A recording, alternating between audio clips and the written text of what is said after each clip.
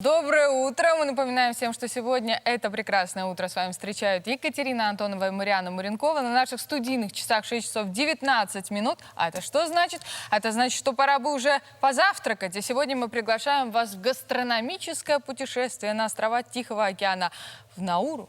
Да, Республика Науру – это государство в океане, и оно расположено у самого экватора. Причем это одна из самых маленьких стран мира. Остров окаймлен кольцевым валом коралловых рифов. На береговой низменности сосредоточены жилые и производственные постройки. Вот посмотрите, как это все выглядит.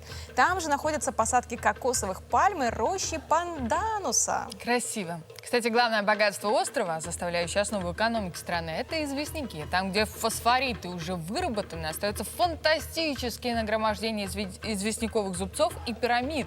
И они напоминают мертвый лунный пейзаж. Вот мертвый не очень хорошо звучит, а вот лунный красиво, да? Там, где добыча еще не начиналась, сохранили светлые, красивые, жестколистные леса. Ну вот, со страной познакомились, теперь давайте перейдем к ее кухне. Кухня Науру веками базировалась на 3 компонентах. Это дары моря, кокосовые орехи и плоды все того же пандануса. Собственно, блюда из этих продуктов и употребляют островитяне на завтрак.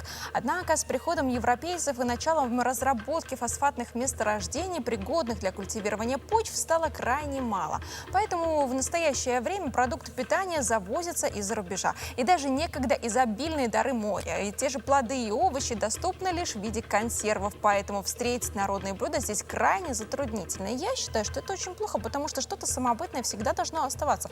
Я понимаю прекрасно, что поднялась экономика из-за вот этих вот разработок, но вот местную кухню-то надо было сберечь. Но зато у них теперь красивые пейзажи известняка. Промышленные, да? Ну, хорошо. На острове Науру традиционным блюдом для завтрака является мангу. По сути, это тоже пюре, которое мы делаем из картошки. Правда, делают его из зеленых бананов. Блюдо простое в приготовлении. Ну, то есть сначала нужно очистить шкурку банана, потом его отварить в небольшом количестве подсоленной воды.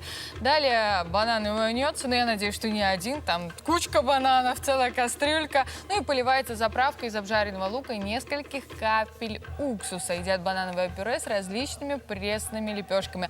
Я вот думаю, если это как наше пюре картофельное, ну или молодая картошечка, мы туда добавляем сальца, лучок, какие-то грибочки, типа рыжики, да, или как Лисички туда да. можно добавлять. Вот мне кажется, им нужно перенять у нас тоже и к бананчикам что-то, кроме луковой заправки, добавлять, например, грибы. Или у них не растут, у них же известняки. Нужно привезти в консервах-то наши. Да, получается. передадим. А смотри, как оно интересно, Марианна, получается. У нас тоже люди, мне кажется, делятся на тех, кто едят картошку в чистом виде, либо те, кто все-таки зажаривает ее лучком и грибами. Вот там В чистом виде это как? Ну, Помыть и съесть сразу просто сырую? пюре, просто пюре. обычное пюре. Бананы, интересно, вот эти вот тоже едят половина острова с луком, половина в оригинальном виде. Ну, мы же сказали, у них с продовольствием беда. Ну, наверное, все так и едят. То так, то так. Разнообразная пища, да. Да, ну вот еще одно местное блюдо на завтрак – это зрелые плоды пандануса. А я все о нем, как вы понимаете. Их используют для приготовления туае и кабубуи. Это подобие салатов с рыбой или мясом.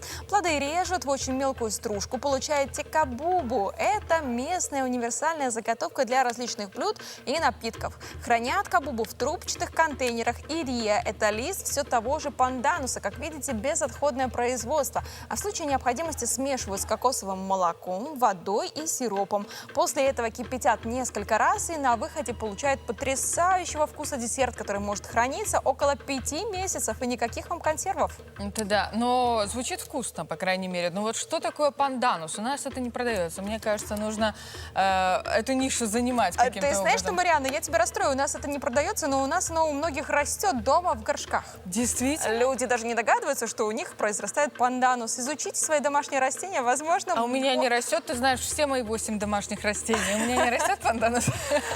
Интернет тебе в помощь. Ищи, кто у тебя растет, кто нет, и, возможно, готовить десерт. Мухи в основном. Ну, давайте поговорим дальше о еде. Десерты здесь предпочитают всевозможные. И в основном это, конечно, свежие фрукты. Часто готовится пудинг из фруктов. Ну, он состоит из кокосового молока, яиц, сахара, ванили, воды, загущенной небольшим количеством кукурузного крахмала. Внешне он напоминает кремообразную смесь или заварной крем. Его намазывают на ломтики желтого торта или на пирог.